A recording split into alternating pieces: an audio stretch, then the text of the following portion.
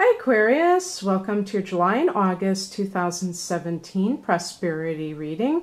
It's Rena here. I don't even want to tell you what kind of situation I went through today with your reading.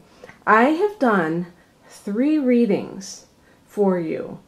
The first 2, it took me, gosh, how long did it take me to do them? I mean, they were like 20 minutes a piece, so I've spent an hour doing readings.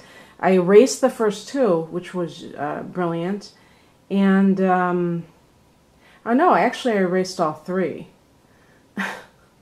So this is my 4th attempt at your reading. So I don't have your cards because then I did a reading after that took, but it is what it is, right? So I'm going to begin, but before I do that, I do want to tell you some transits that may affect your money sector, your work sector, your career sector between now, which is early July, and the end of August, okay?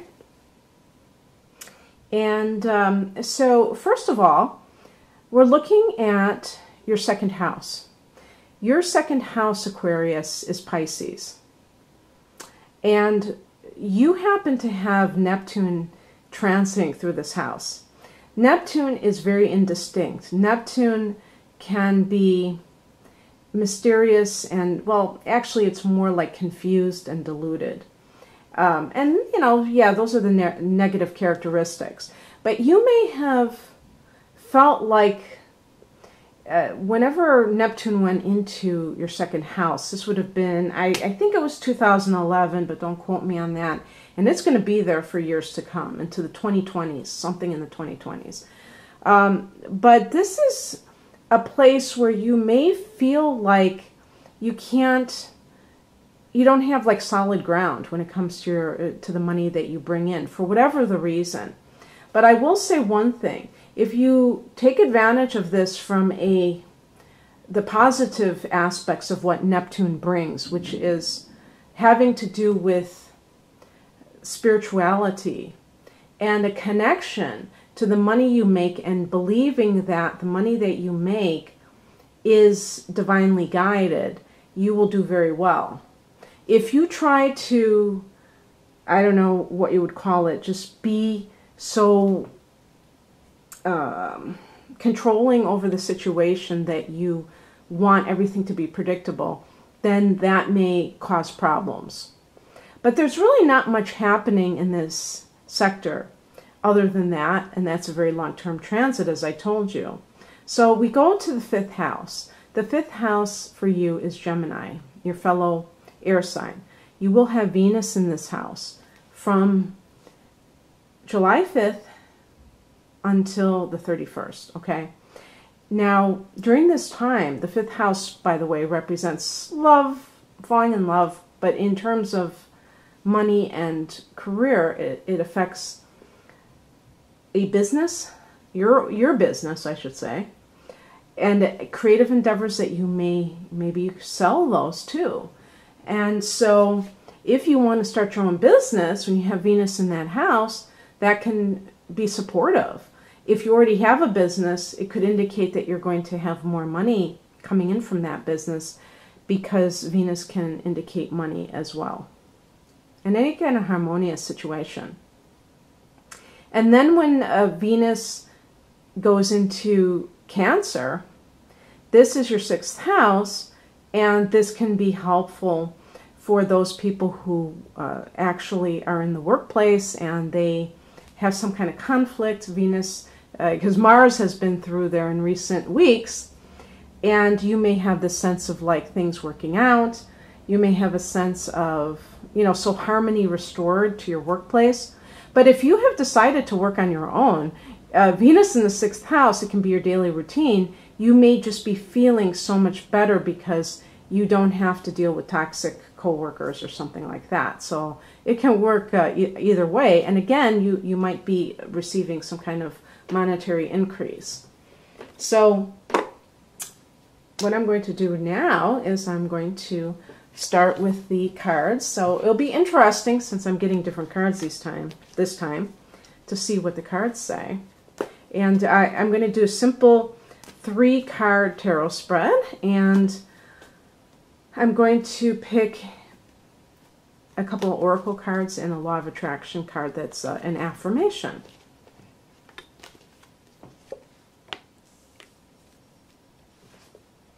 I keep forgetting to cut the cards on camera. Well, this one jumped out, so we'll pick this.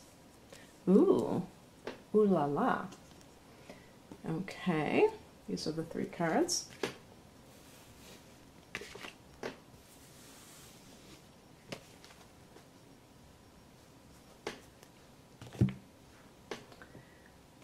This is the Wisdom of the Oracle deck. I love the back of that card. And it is the 4th of July, so I'm kind of a little bit on edge because I don't like firecrackers. And I feel like in a past life I was in a war because I'm just like shell-shocked, and I never even was in any kind of military thing. Okay. What is this? Treasure Island. Okay. I just got this deck and I kept picking the same cards over and over again, so it's such a breath of fresh air to actually pick a new card that I don't know what it stands for. But it sounds good, right? Treasure Island. I've never read that book. Robert Louis Stevenson. Okay. And then this is the Earth Magic deck.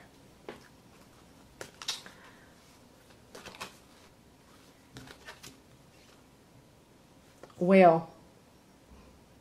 Breach. Okay, that's interesting. I thought it said beach, you know, not breach. A whale in the beach. That sounds like it makes more sense. Okay, now this is going to be the Law of Attraction deck, and I'm just going to pick one card. I don't know why I put these cards so much to the left, because it actually would be better seen over here. So there we go. Okay.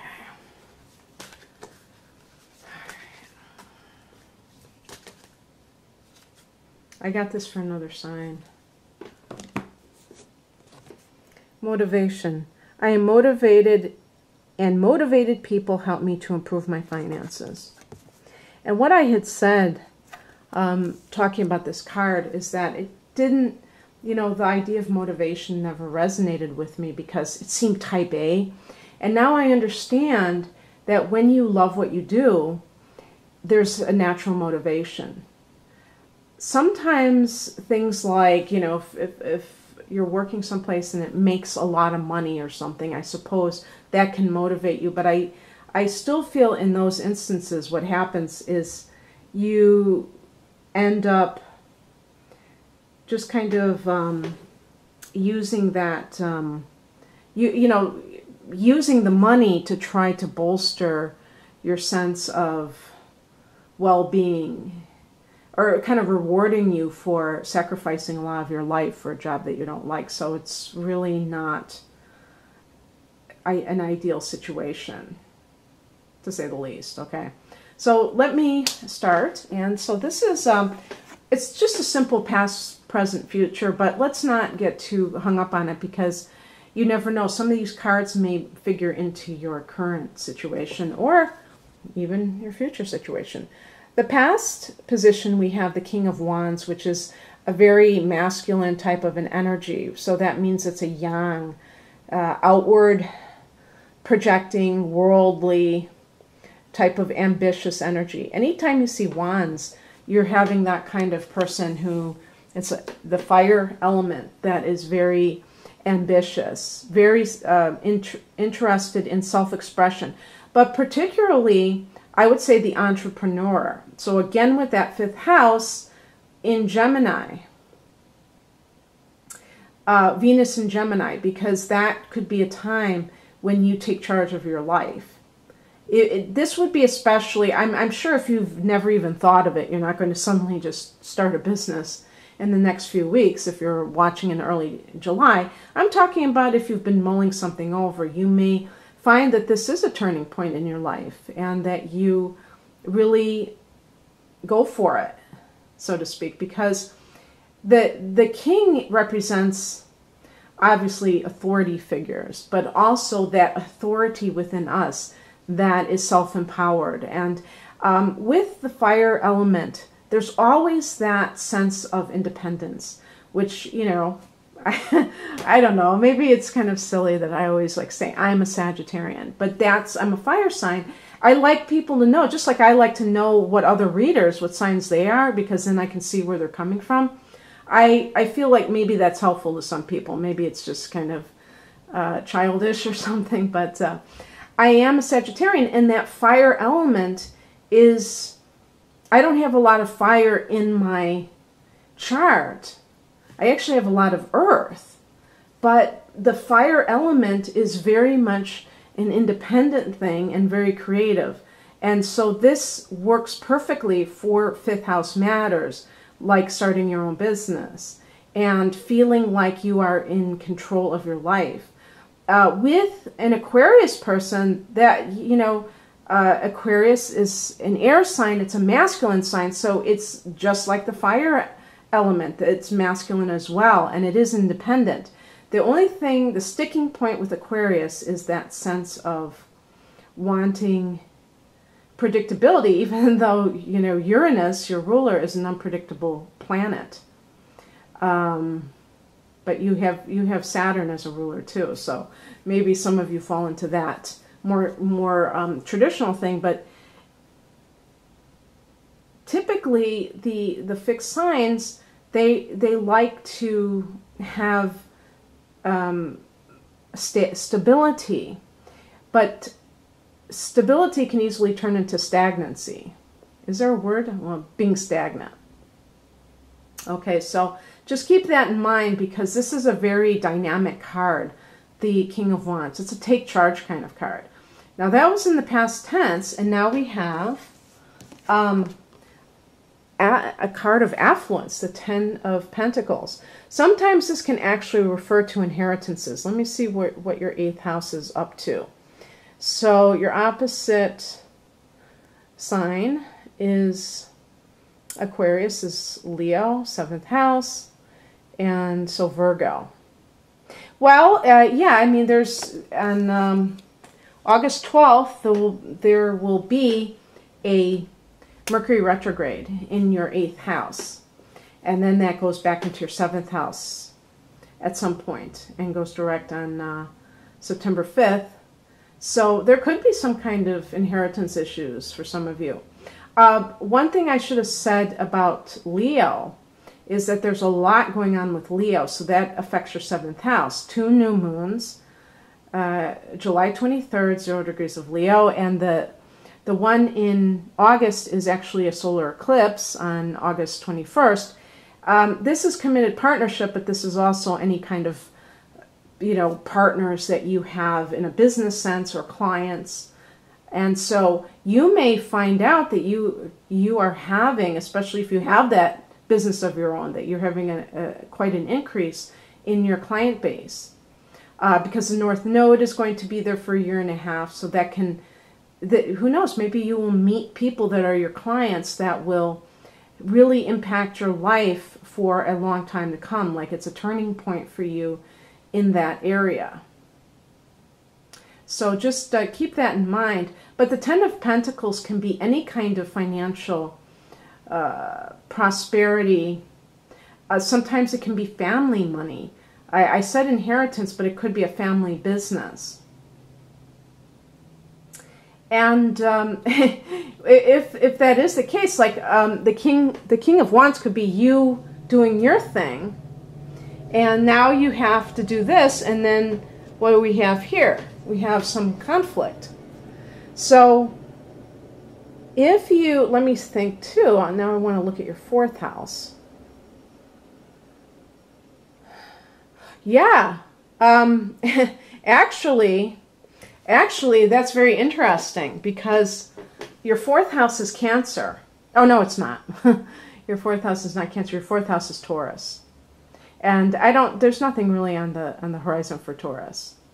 So I would say, but you know, it doesn't matter. For some of you, this may just be something that's going on with family, and dealing with family business, family money, and you may feel conflicted because you do not want to give up your independence. For other people, you may be a supervisor, and yet there is a lot of conflict. Maybe you got a promotion that other people wanted, and that is causing a bit of conflict if you are in that environment where there are other people involved. And it could be that this card is reflecting, you know, a very good boost to your income because of the promotion. Okay, so I am sure that there's another possibility with that, but I'll just leave that there. So let's look at Treasure Island. Got to see what number this is. This is number 9. Oh, I was thinking of the Beatles. Number 9, and I always think about dates. July 9th. Guess what's happening? There's going to be a full moon, but that's actually going to be in your 12th house. So that's more of a spiritual full moon. But still, you know, during that full moon, you may have a dream that is help, you know, profits you in some way. You know, you're the sign of the inventor, and a lot of times inventions come to people in this. Who knows? I think Edison had some kind of connection with dreams. I'm not sure, and he was an Aquarius, I believe. So it's possible you're a very psychic sign that you have these, you know, I was going to say visions, but actually these prophetic dreams or dreams that give you ideas. Okay, let's look at this. I'm very curious to see what this one says. Treasure Island. Essential meanings. The law of attraction brings dreams into fruition. Oh my God. Oh my God. The result of positive thinking made manifest. Abundance appearing as if from nowhere.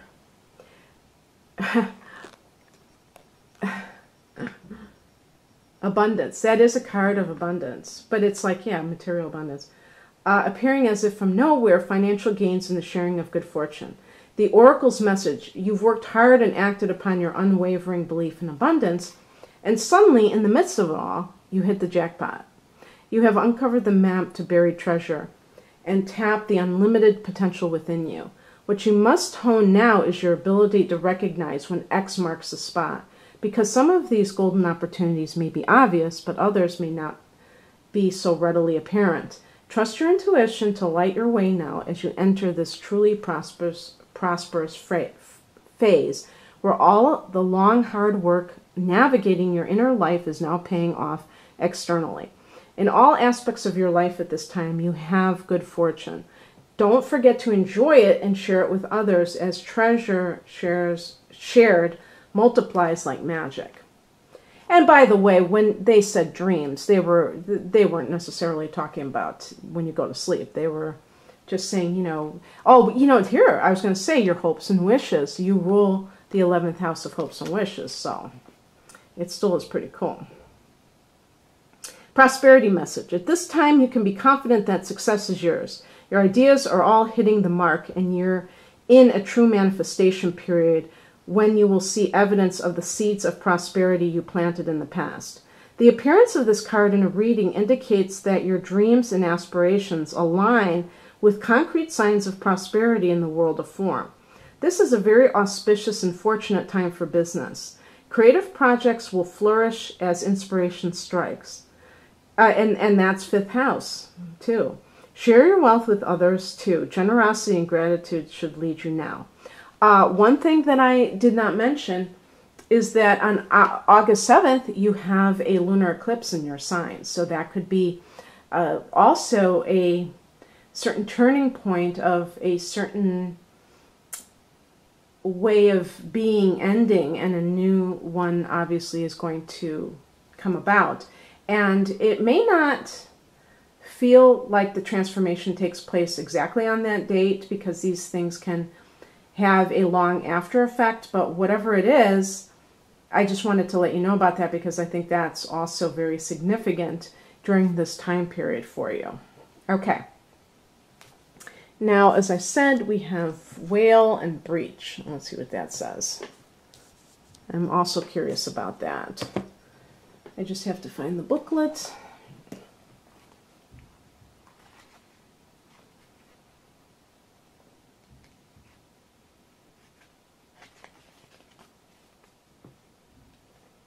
It is time to take a break, not just a coffee break, but a respite from the usual environment you find yourself in. That trip you wanted to take, go for it. Tired of being indoors? Make it a point to get outside. You have become so attached to your surroundings that you have created within them an illusion of safety. Yet it is not these things that make you feel safe. Rather, the familiarity you have imbued in your surroundings have generated this false sense of security. Taking time away from the familiar is literally about changing your external environment in a significant way, such as doing something unusual or perhaps something you have always wanted to experience. Another perspective is breaking through the barrier of beliefs that have constricted you in any way from being who you truly are. This is your opportunity to do some intentional breaching of these thought patterns, which will open you to different worlds and perspectives. And again, you know, when you have a lunar eclipse in your sign, that can be a time when you let go of things that are no longer serving you in a big way. You know, it's a very powerful full moon, in other words. So yeah, very exciting, Aquarius. And if you'd like a private reading, please click on the link below. It will take you to rainamoonastrology.com. I wish you a very exciting and profitable next couple of months. Take care. Bye.